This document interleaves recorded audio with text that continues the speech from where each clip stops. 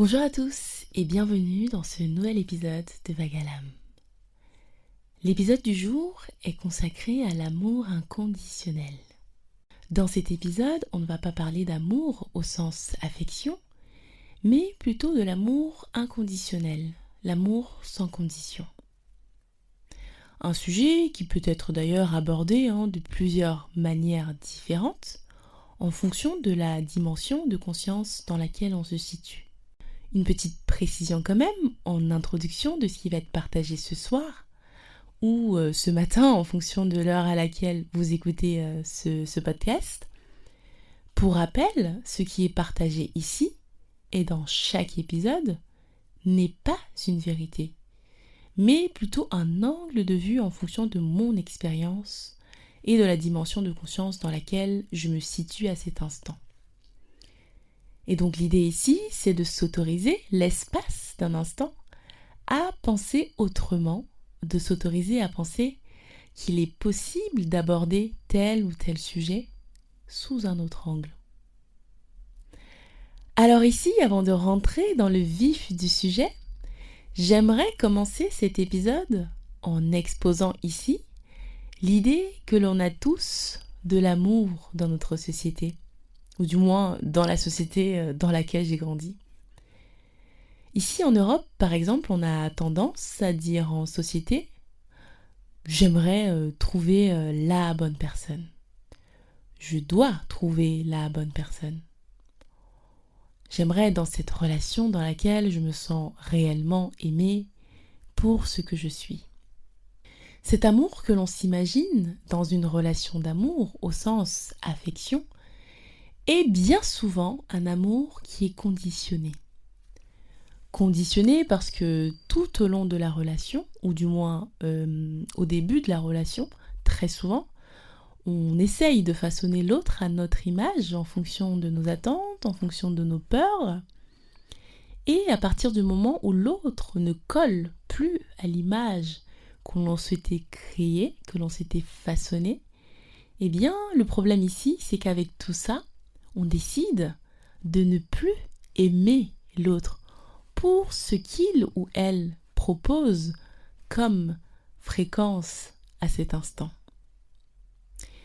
Mais ce qu'on oublie souvent, c'est que la vie est impermanente. Rien n'est figé dans le temps et tout peut changer à chaque instant.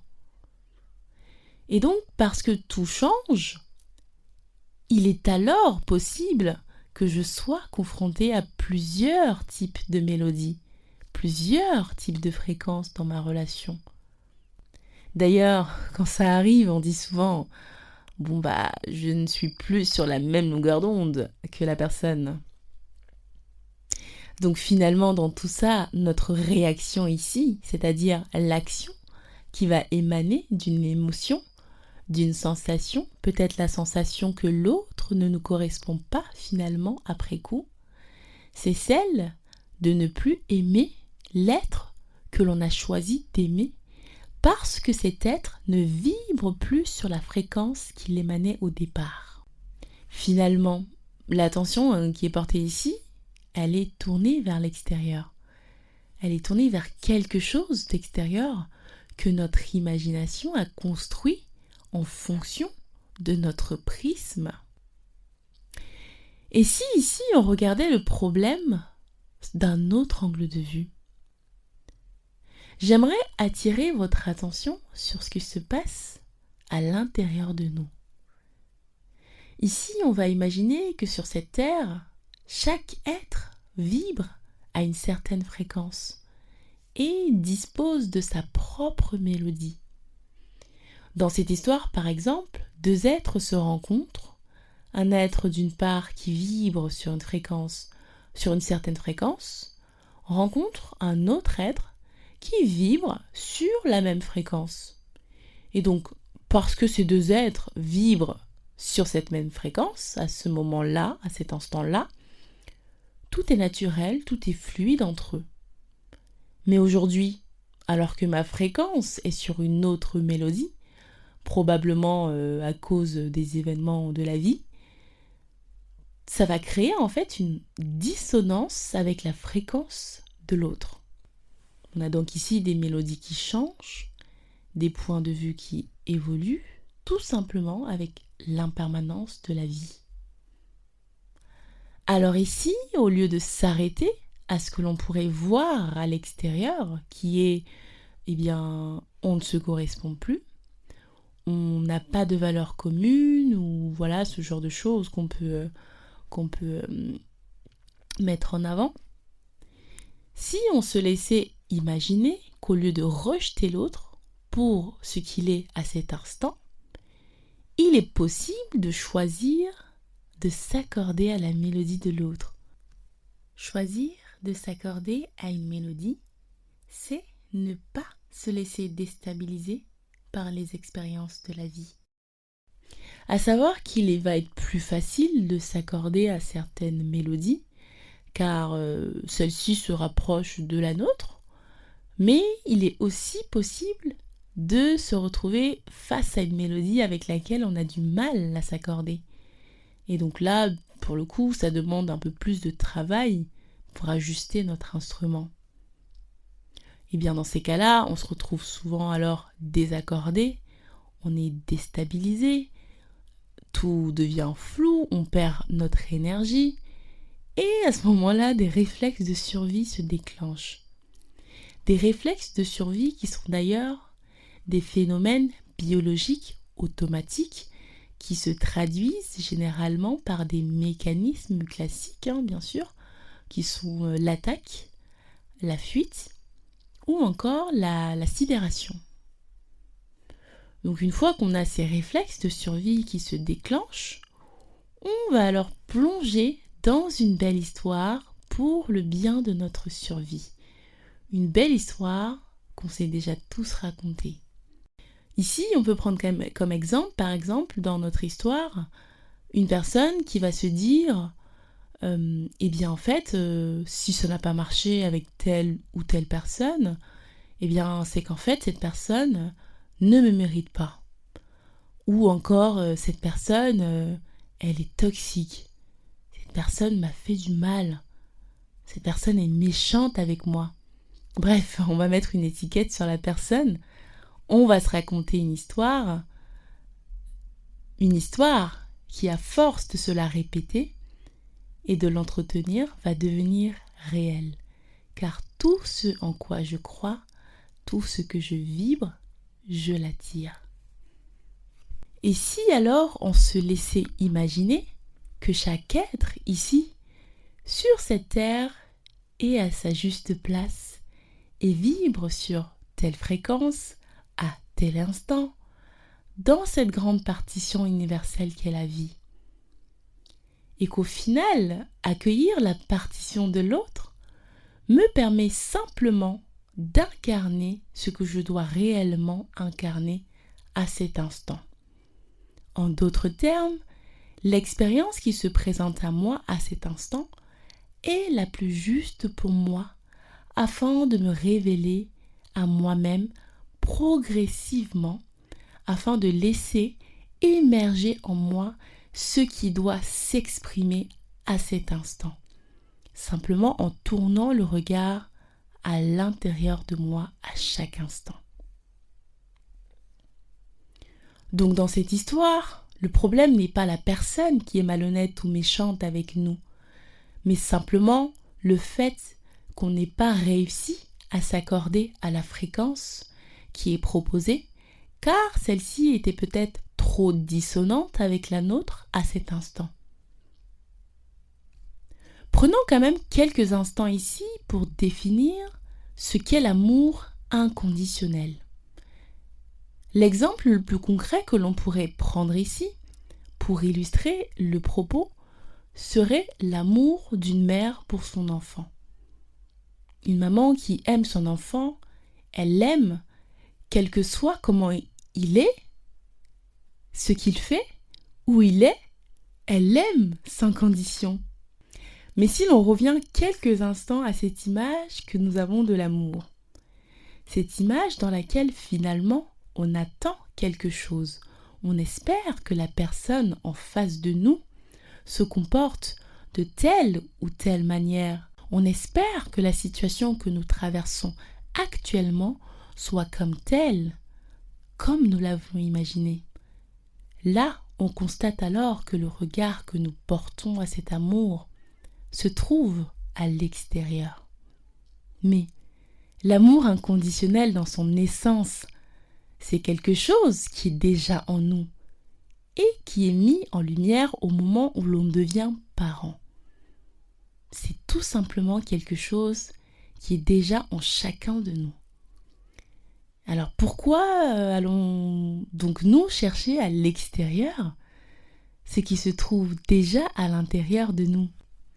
Mais alors ici, j'aimerais peut-être élargir un peu plus mon propos sur cet amour à la base orienté vers une personne tierce, vers quelque chose de peut-être plus grand, quelque chose de plus étendu. L'amour inconditionnel envers l'être humain, envers la vie et envers toutes les expériences de la vie. À partir du moment où on ramène son attention sur cet instant présent, cet espace de neutralité dans lequel nous ne sommes pas perdus ni dans le passé, ni dans le futur, dans lequel on ne se raconte pas d'histoire, eh bien en fait, nous avons accès à cet espace à l'intérieur de nous, qui est l'espace du cœur.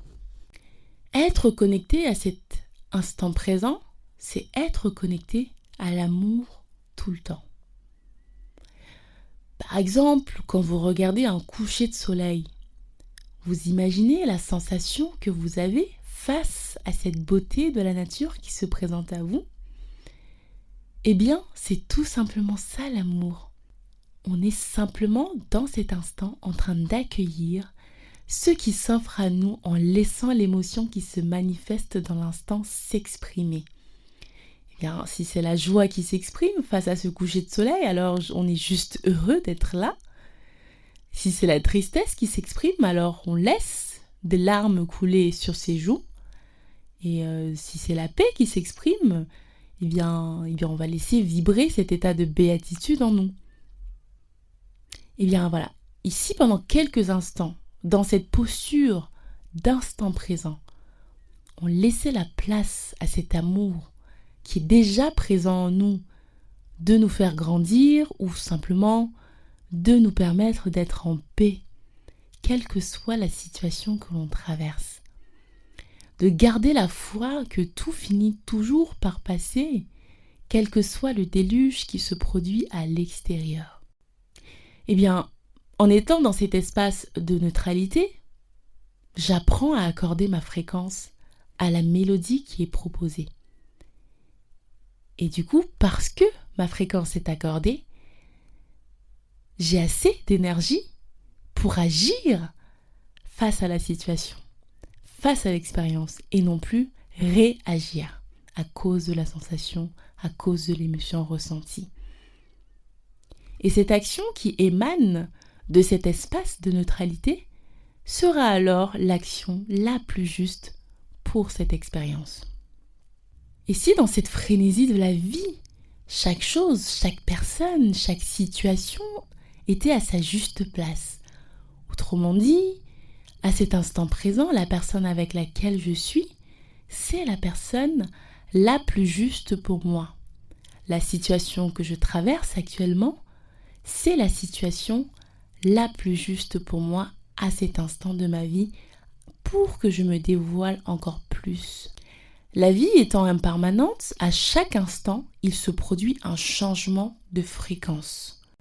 Donc au lieu de subir ce changement de fréquence, et si je tournais le regard à l'intérieur de moi en conscience pour justement m'adapter à cette fréquence?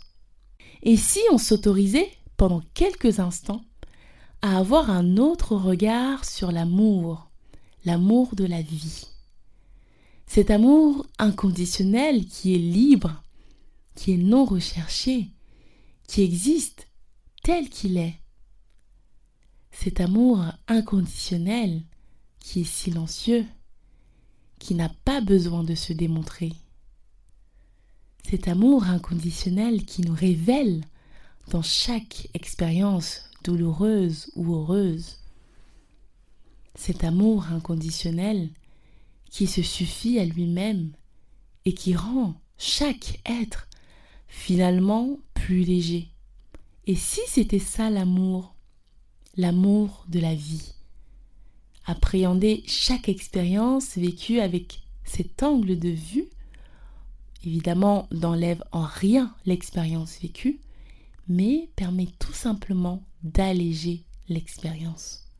L'amour inconditionnel serait alors s'adapter à chaque situation, à chaque expérience, à chaque personnalité, à chaque réaction et à chaque fréquence finalement.